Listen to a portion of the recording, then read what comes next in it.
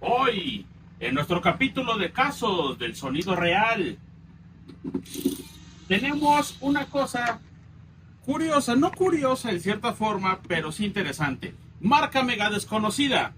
Es un hecho que este es un buffercito sencillo, funcional hasta cierta forma. Yo siempre he dicho, hablen con la verdad, para qué nacieron, para qué son. No se ve en mala calidad, a primera vista el producto es bueno.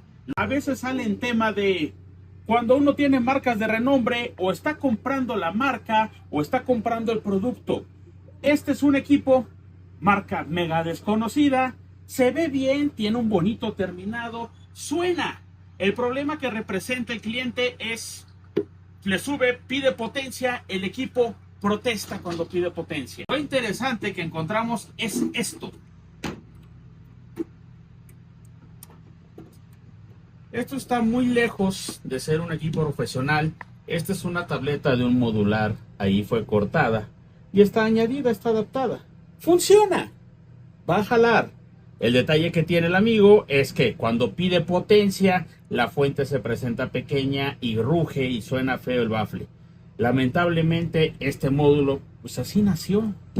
No hay mucho donde hacerle. Es un juguetito para uso doméstico. Este es un ventilador de computadora del que tiene los dos pegados. Un módulo de lo que es un radio, un modular de casa. Esta sí la fabrica, que dice, ok, alguien lo hizo de manera adecuada. Va, interesante. Funciona, sí, hasta cierta forma. Pero principalmente siempre es ver en qué lo van a usar, para qué sirve y tener el equipo adecuado. ¡Funciona! Uno pues sí funciona, pero no tiene las pruebas de calidad que requiere, carece de todo el sustento de una marca de renombre. El que uno dice, pues funciona, sí, no para el uso que espera, en este caso, nuestro amigo y cliente, que es para una batalla a larga vida. Aquí se puede ver las adaptaciones. Entonces, tristemente para este equipo, realmente su futuro es un uso doméstico, no un uso profesional. Realmente lo que siempre he dicho, acérquense a buenas marcas porque nos van a dar un buen respaldo. Esa es la realidad.